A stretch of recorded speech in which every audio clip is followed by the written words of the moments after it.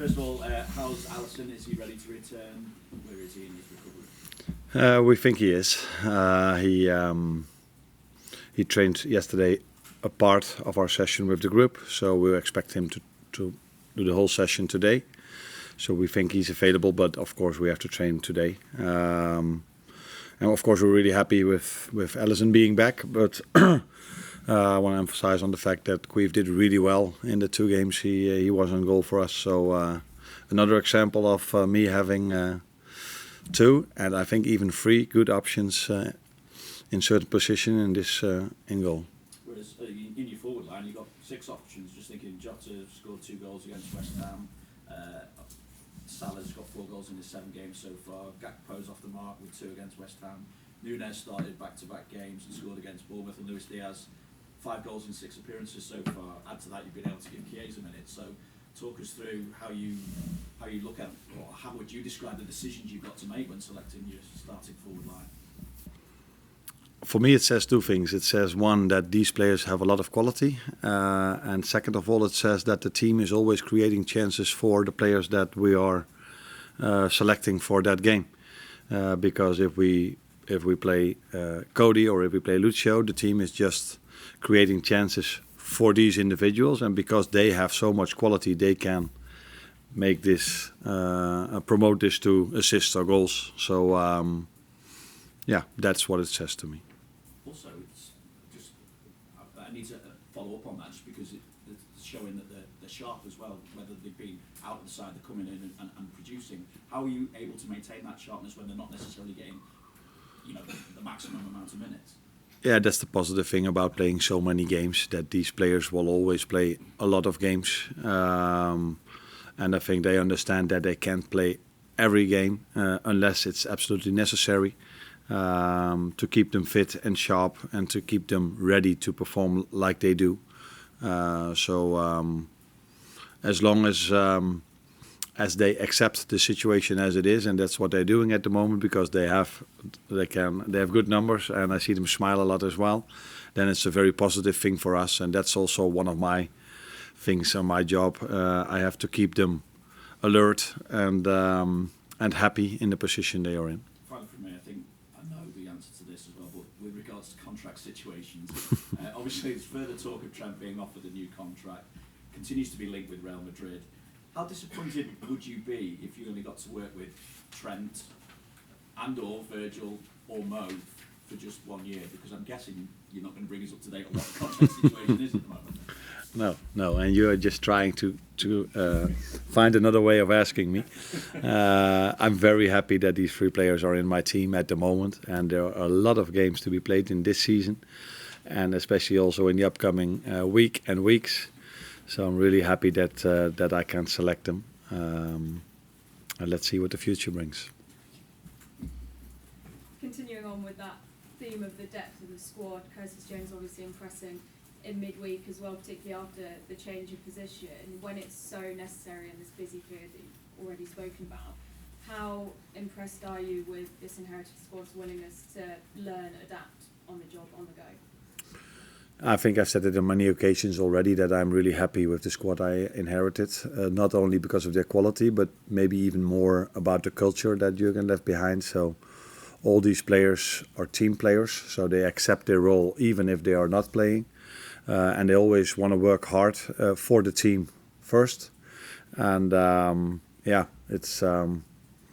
it's been a privilege to inherit a squad like I inherited from Jurgen.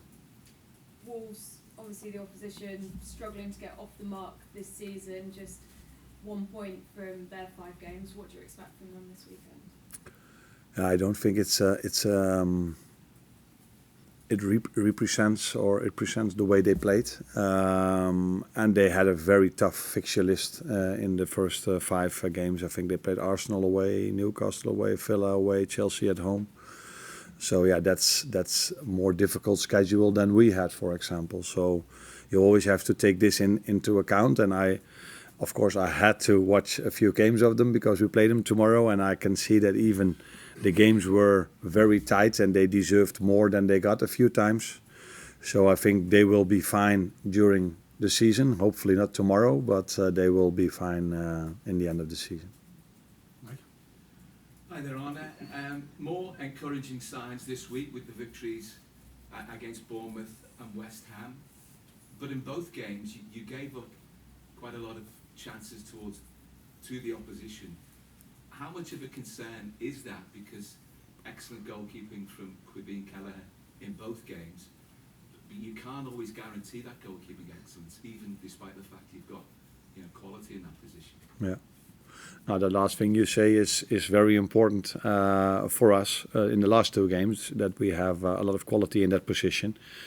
On the other hand, we create a lot of chances as well. But in an ideal world, we don't concede as much as we did in the last two games. But if there's one big difference for me between my former club and the competition I worked in and this competition, is that every team has so many quality players in their squad and in their team, that they're always able to create chances as well.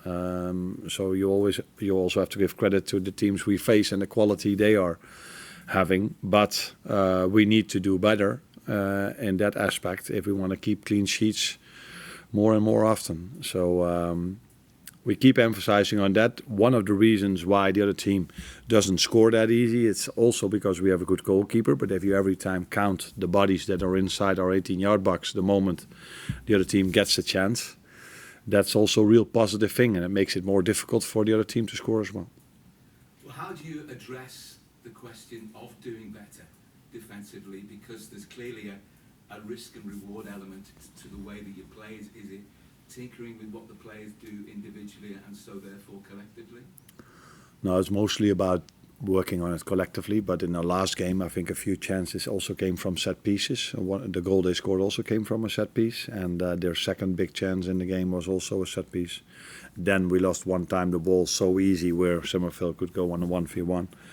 So but as always, it's always about the collective idea. That is what we have to improve, and then the individual quality that we have helps, of course, to become better as a team as well. Thank you, Bob. Arne, I was interested to read in your programme notes midweek that you kind of challenging the players to show you how they react to certain situations. Interested to know maybe if there's anything particular that you've learned in the last week or so that maybe you weren't aware of before, or anything that stood out in particular. I've said it earlier, I learn day by day every time more about the players, because of course you know their quality, you know what they can do on the training ground, but we haven't faced many setbacks yet, although the Forrest game was a setback for us. So you always want to learn how do individual players and we as a team react on setbacks. How do we react if we play a fantastic game with a great score? How do we react 3 days later? So you have to learn day by day, and that's what I'm doing. And then you try to adjust wherever you can to trigger them to get the best out of themselves, because it's all about offense, defense, and all these things we try to work on. But it's also every time you try to find a trigger for them to be on top of their game every single time they step out on the pitch. I know you've spoken generally about the depth of the forward line. Can I just ask you about Luis Diaz? 5 goals this season already. I think that's probably an area that's improved for him personally since last season, where he was maybe getting in the positions but not getting the goals. What's changed with him, do you think? Oh, that's difficult for me to judge because I wasn't here, of course, last season. It's still a small sample size where we are talking about, and I said before also when it comes to us winning quite a lot of games that till now we've faced almost all the team we faced are on the bottom league of the table, is the way you say it, where of course we expect United to be on top of the table in the end of the, maybe not on top, but in the top of the table in the end of the season. So there's still a lot for us to prove. Maybe the fixture list helped us by this amount of goals the forward scored. And let's see if we can keep scoring so many goals if the fixture list is getting harder and harder, starting tomorrow in a difficult away game against Wolves. Have you done anything specific with him in terms of improving his output for goals? No, I don't think so. Not particularly with him. Yeah, we train on a daily basis, trying to get them as most as we can in certain situations, and then help them in the best possible way where to position themselves and how to what to do in certain situations. But it's mainly also in this last third of the pitch, the quality of the player and the finishing he has, and I think he always had this. And I wasn't even that aware of the fact that how many goals did he score last season? 8. Okay. For me, he was someone who could score a goal, and 8 is for his quality, not of his standards, I would say. But did he play a lot? Did he play every game? Yeah. Okay. So then I think he just comes back to his normal situation. Maybe he was a bit unlucky last season, but a player of his quality will always score a lot of goals in every season. Arne, one of the hallmarks of Wolves' season so far is they've been starting very quickly in games. So I think they've been ahead at half-time in both their last 2 games, even though they went on to lose those. And the same happened when Liverpool went there last season. And then if you look at Liverpool's last few games, you obviously had the goal away in Milan, but there was a couple of early moments against Bournemouth and against West Ham where maybe concentration wasn't at its highest. What do you put that down to? And is this something you've stressed ahead of this challenge against Wolves?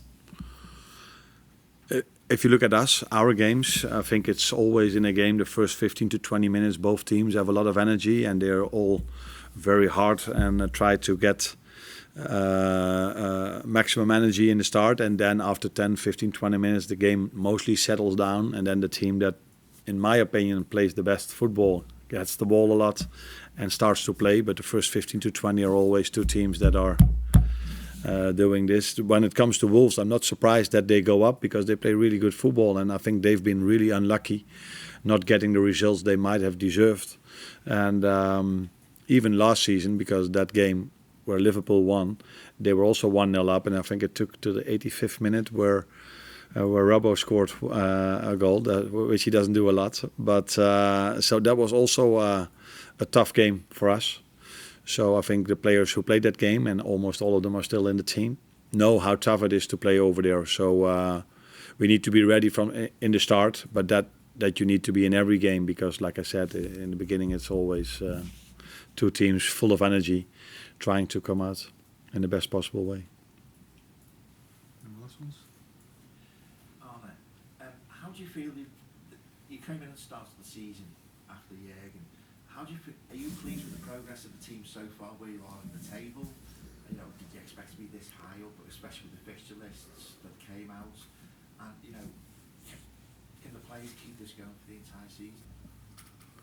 I think it's been a positive start, with a small disappointment of us losing at home against Nottingham Forest. I think every home game you lose is a disappointment, especially if it's not against the team that's competing for a top 4 position. Although you never know what Nottingham Forest is going to do this season, but that was definitely a disappointment. But overall, it's been a good start. Not a perfect one, because then we would have won. We should have won the game I was just referring to. But the style we play, the way we play, is still very close, I think, to what you guys were used to for 9 years. And which is quite normal because we almost have all the same players like Jürgen had. And keeping results going is a good thing. Again, I have to mention about that the fixture list has been good to us, although you never know, maybe in 17 or 18 games, these teams that are now on the bottom side of the table maybe go up in the upcoming weeks or months. So it's been a good start, but not a perfect one. Thank you. I'll do the next door. You're welcome. Yeah.